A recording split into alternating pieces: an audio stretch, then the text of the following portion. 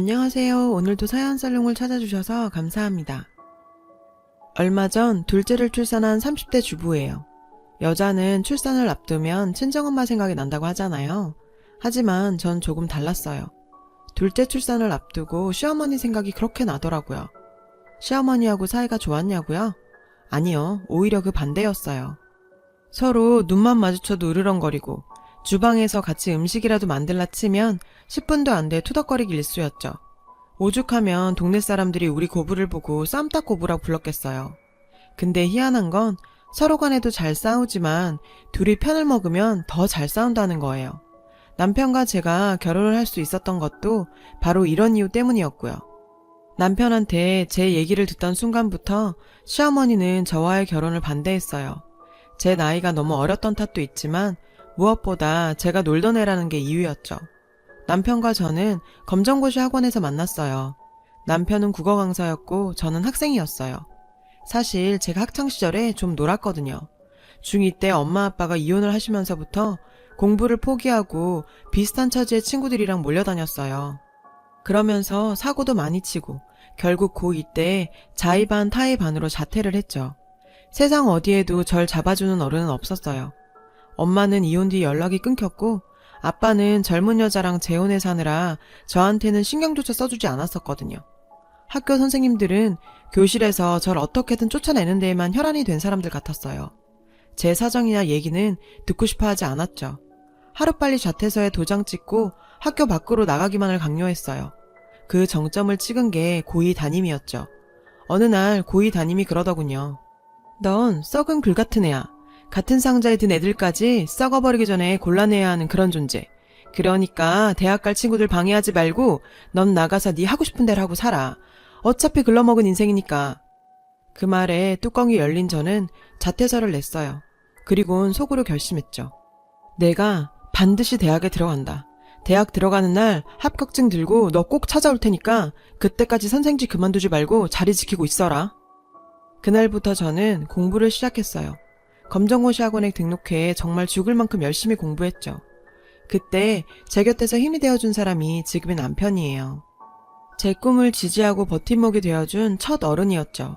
그렇게 3년 동안 공부에만 매달린 저는 2년 만에 검정고시를 패스하고 다음에 수능을 봐서 인서울 4년제 대학에 합격을 했어요. 남들이 보기엔 별것 아닌 일이겠지만 제 인생에 있어선 천지가 개벽할 만큼 엄청난 사건이었죠. 저는 대학에 합격했지만 고2 때 담임을 찾아가진 않았어요. 왜냐고요? 제 합격을 통해 전 글러먹은 인생이 아니란 걸 이미 증명한 셈이니까요. 그리고 썩은 귤은 제가 아닌 그 선생이란 것도요. 그런 썩은 애 풀풀 나는 인간이 내가 찾아간다고 해서 반성을 하겠어요? 아니면 사과를 하겠어요? 오히려 자기 덕분에 대학 들어간 줄이나 알라는 망언이나 해댔겠죠. 그래서 그런 일에 시간 쓰느니 차라리 내 인생에 도움이 됐던 사람을 찾아가 감사 인사를 하는 게 낫겠다고 생각했어요. 바로 검정고시 학원 강사였던 남편이요. 합격 소식을 들은 남편은 저보다 더 기뻐했어요. 잘 버텼다고, 기특하다고 제 머리를 쓰다듬어 주었죠. 그 분위기 탓이었을까요? 전 그동안 꼭 참아왔던 제 마음을 고백해버렸어요. 좋아한다고요. 그랬더니 글쎄 남편 얼굴이 굳어버리더라고요. 그럴만도 했죠.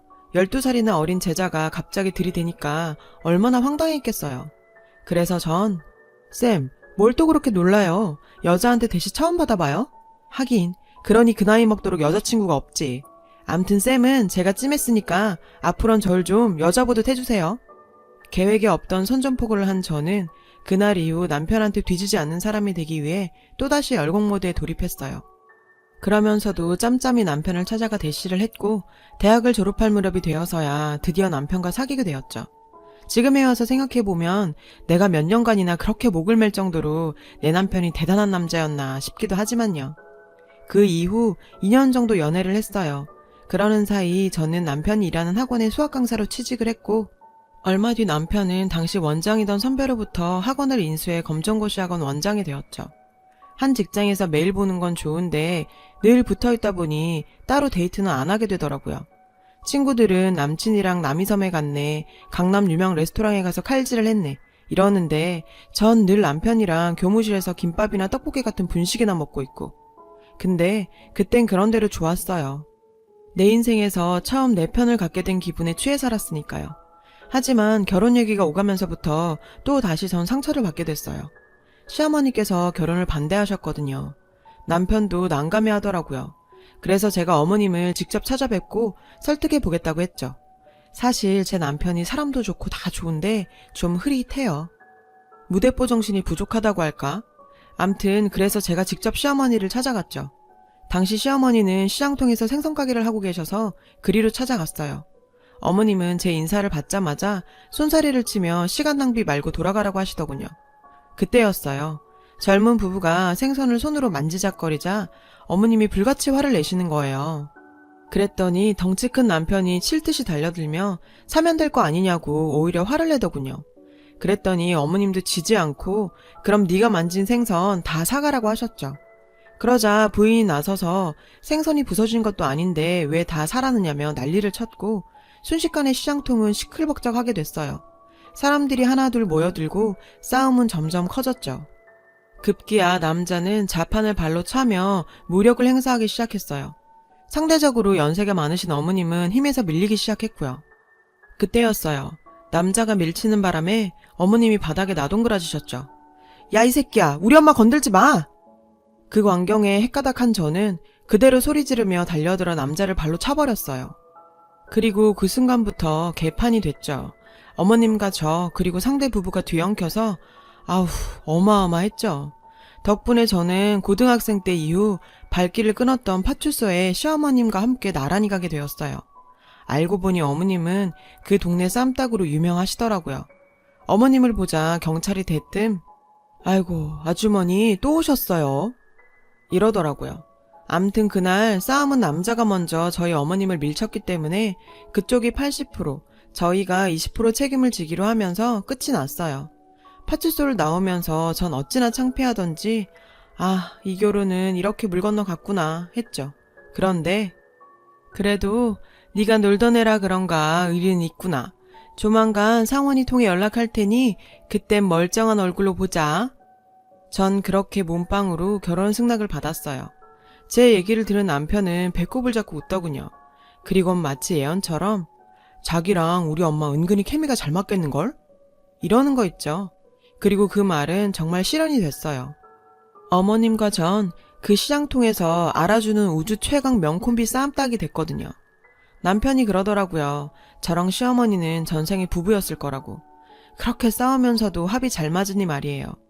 그런데 2년 전 어머님이 미국 사는 아주버님네를 따라 미국으로 가시면서 쌈딱 콤비의 신화는 깨져버렸어요. 사실 이 과정에서 저와 어머님 사이는 완전히 벌어졌고요. 시집와서 5년간을 저는 시어머니를 모시고 살았어요. 저라고 남편이랑 단 둘이서 꿀 떨어지는 신혼을 보내고 싶지 않았겠어요. 그래도 어머님 생각해서 같이 살기로 했던 건데 그간의 정은 어디 가고 어쩜 뒤도 안 돌아보고 가세요? 그렇게 가시고는 2년째 연락도 없으세요. 저희가 연락을 해도 그때마다 주무신다거나 아주버님이랑 마트 가셨다거나 암튼 이런저런 핑계로 저희 전화도 피하셨죠. 아무리 오매불만 기다려왔던 큰아들네랑 살게 돼서 좋으시다지만 그래도 저희한테 너무하신 거 아니에요? 그래서 저도 그땐 전화도 안 했어요. 그참에 연 끊고 살 마음으로요. 그런데 그러던 어느 날이었어요. 삼겹살을 사러 정육점에 갔는데 정육점 아주머니가 그러시는 거예요. 얼마 전 시고모님이 입원해 계신 포천 어느 요양병원에 갔었는데 거기서 저희 어머님이랑 똑 닮은 분을 봤다고요. 혹시 자기 시어머니 미국 보내드린 게 아니라 요양병원에 보낸 거 아냐? 기가 막혔죠. 저희 부부가 작당에서 시어머니를 요양병원에 강제 입원시킨 것처럼 말하더라고요. 그래서 남의 집 일이라고 함부로 짓거리지 말라고 한 소리 해주고 나왔어요. 그런데 집에 와서도 자꾸 그 말이 걸리는 거예요. 지난 2년 동안 어떻게 매번 저희가 전화를 할 때마다 주무시거나 마트를 가시죠? 그래서 그날 밤 정육점 아주머니한테 들은 얘기를 남편한테 했어요. 그리고 남편을 시켜 큰 집에 전화를 해보라고 했죠. 이번에도 형님이 전화를 받더라고요. 남편은 정중하게 어머님이랑 통화 좀 할 수 있겠냐고 물었죠. 그랬더니 이번에도 형님은 어머님이 주무신다고 말하는 거예요.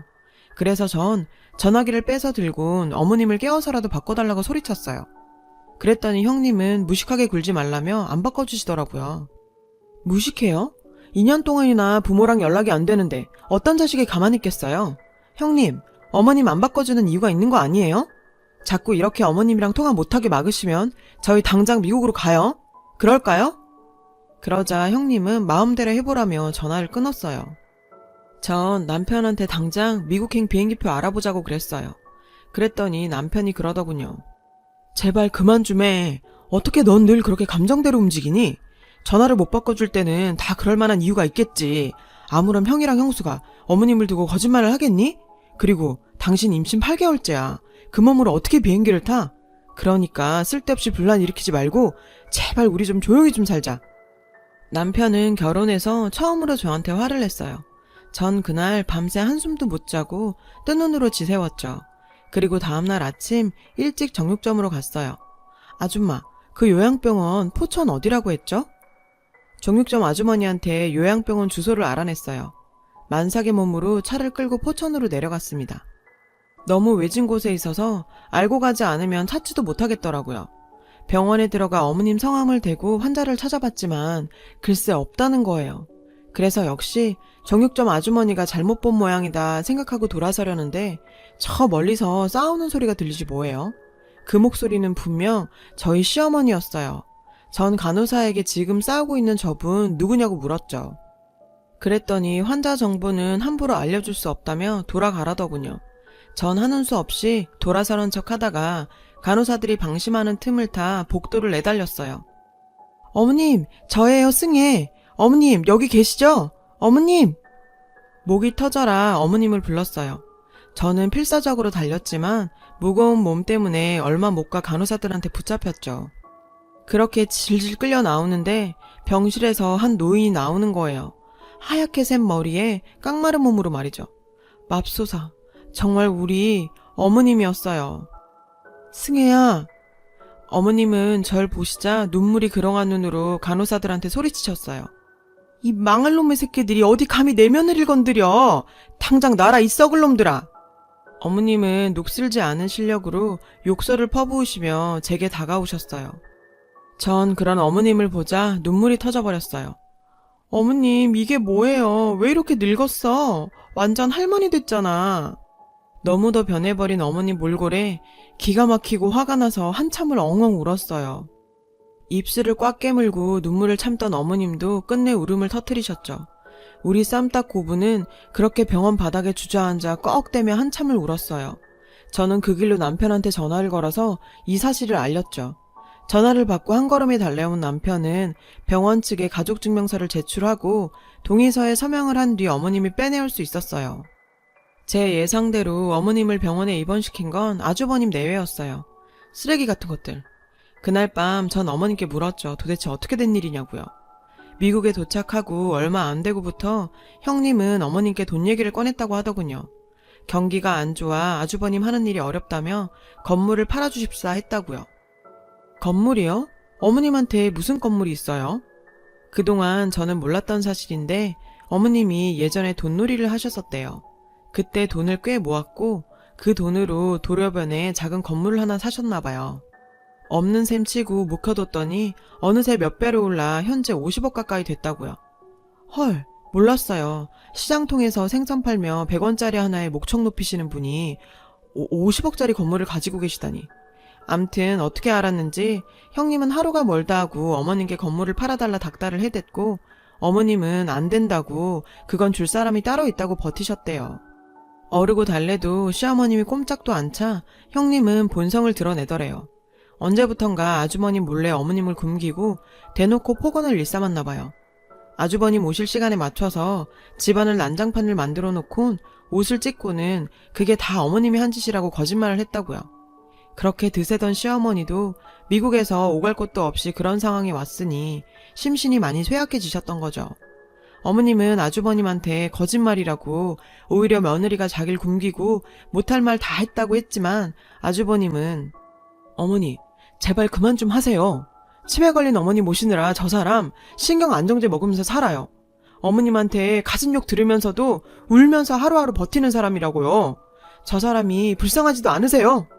하루가 멀다 하고 집안에 분란이 일자 아주버님은 형님 뜻에 따라 어머님을 요양병원에 보내기로 한 거죠. 그렇게 어머님은 돈에 눈이 먼 큰며느리 때문에 한순간에 치매 노인으로 낙인이 찍혔고 얼마 뒤 형님 손에 이끌려 지금의 요양병원에 입원하게 되신 거였어요. 그런 시어머니한테 형님이 마지막으로 한 말은 정말 충격적이었죠.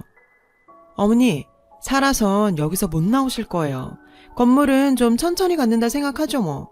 어차피 어머님 돌아가시면 저희 손에 들어올 건물이니까. 그 말을 들은 저는 그깟 건물 줘버리지 그랬냐 했어요. 그랬으면 그런 고생을 안 해도 되지 않았겠냐고요. 그랬더니 이년아, 그게 얼마짜린데 그걸 줘. 줘도 내 빤스 한 장 안 빨아준 그딴 년한텐 절대 안 준다. 죽을 때 지고 갈 거예요. 그러다 거기서 쥐도새도 모르게 죽었으면 어떡해요. 큰아들이 같이 살자니까 뒤도 안 돌아보고 가더니 쌤통이다. 내가 그때만 생각하면 진짜 어머님이랑 말도 섞기 싫어요.